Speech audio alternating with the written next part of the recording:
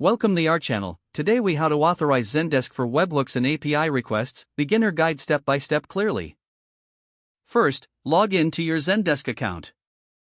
Navigate to the admin center located in the sidebar. In the admin center, click on the Apps and Integrations option. Select Webhooks from the drop-down menu. Now, click on the Add Webhook button. Enter a name for your webhook in the designated field.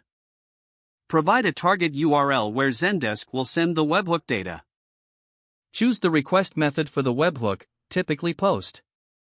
Now, set up authentication for your webhook if required.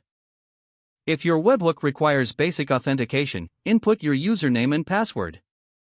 For OAuth 2.0 authentication, you'll need to configure your client ID and secret.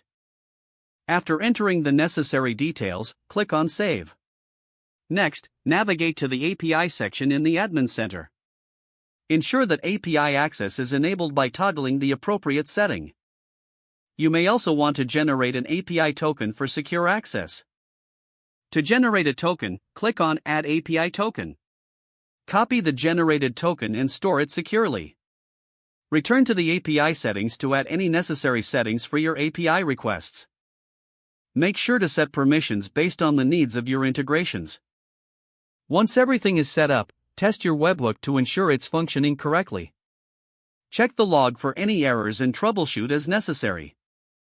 Your Zendesk webhook and API authorization are now complete. If the page does not load, refresh the browser or try again in a private or incognito window. Make sure you are using the correct email address, then retype it carefully to avoid small typos.